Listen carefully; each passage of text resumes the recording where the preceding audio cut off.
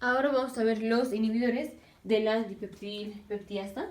Vamos a ver primero qué es la enzima dipeptidilpeptidasa. Recordemos que este fármaco pertenece a la clasificación de los medicamentos o de los fármacos de los hipoglucemiantes que aumentan la secreción de insulina dependiente de glucosa. Entonces es parecido al mecanismo de los análogos del GLP-1, del glucagon like peptide. Entonces vamos a ver primero qué es esta enzima, la dipeptidilpeptidasa 4. Entonces tenemos las incretinas. Aquí están las incretinas. Recordemos que las incretinas es del glucagon like peptide 1, el peptido parecido al glucagon, y el glucose dependent insulinotropic peptide, el péptido insulinotrópico dependiente de glucosa.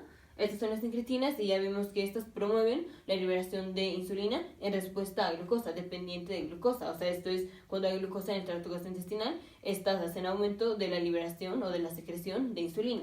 Ahora tenemos una enzima que metaboliza a las incretinas. Las metaboliza, esta es la dipeptidilpeptidasa 4, dipeptidilpeptidasa 4, que se abrevia DPP4. Esta va a metabolizar a las incretinas y las va a degradar, las degrada. Entonces, esta termina el mecanismo de acción de las incretinas. Por eso la vida media de las incretinas fisiológicas son nada más 2 minutos, porque tenemos una enzima, la dipeptidilpeptidasa 4, que nos está degradando las incretinas y ya se degradan y pues ya no tienen su efecto. Entonces, esta enzima degrada a las incretinas. Entonces, al dar un inhibidor de la dipeptidilpeptidasa 4, estamos inhibiendo esta enzima. Si inhibimos esta enzima, entonces esta enzima no degrada a las incretinas, nos están degradando.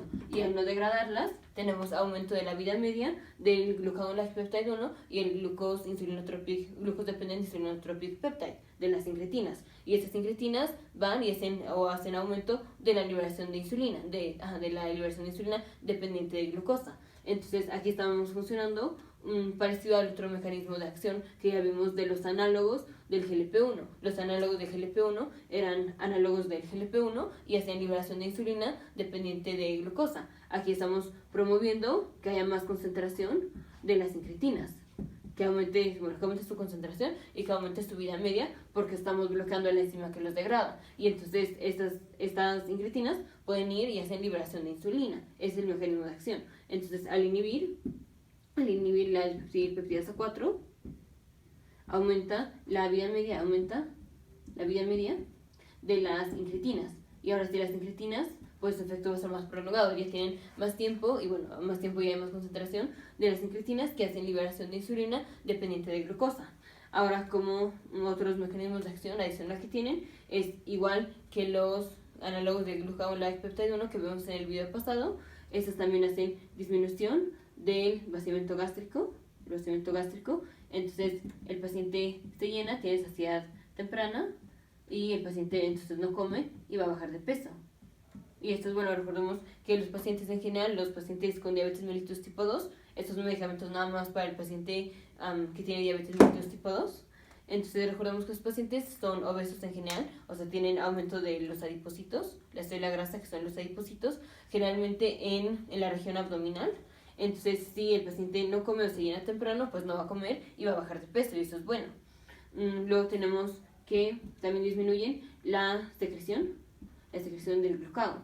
Y como ya vimos en los videos pasados, el glucagón tiene 2 mecanismos por los cuales hace aumento o por los cuales promueve la hiperglucemia, que es una a través de la gluconogénesis, que es pasar de piruvato a glucosa y esa glucosa se libera a la sangre. Todos estos pasos bioquímicos están en la sección de bioquímica.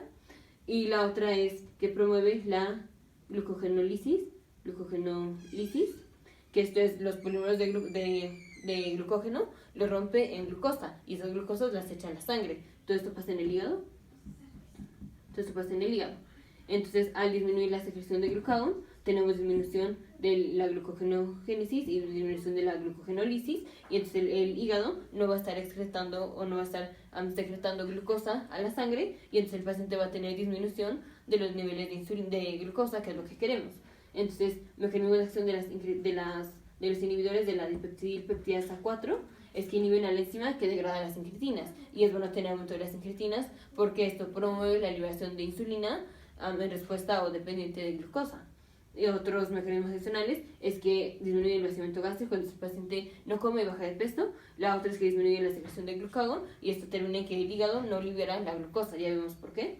Y la otra cosa son los efectos adversos. Los efectos adversos de los inhibidores de la dipeptidasa 4 es, generalmente son infecciones del tracto respiratorio o del tracto, o sea, infecciones del tracto genitourinario, especialmente del tracto genitourinario. Entonces, el paciente va a tener infecciones respiratorias o infecciones del tracto genitourinario con los inhibidores de la dipeptidasa 4. Ahora, el paciente sí puede bajar de peso, pero es más, no es tanto que baje de peso como lo hacen los análogos del glucagon-like peptide 1. En el análogo del glucagon-like peptide 1, el paciente sí bajaba de peso. Aquí no especialmente baja de peso, o sea, sí se llena antes, sí tiene saciedad temprana y sí no come tanto, pero no especialmente baja de peso con los inhibidores de la dipeptidasa 4. Entonces, generalmente aquí el peso es neutro, generalmente. Aunque sí el paciente tiene saciedad temprana y pues come menos. Y de efectos adversos, lo más importante son las infecciones respiratorias. Te vemos en el siguiente video.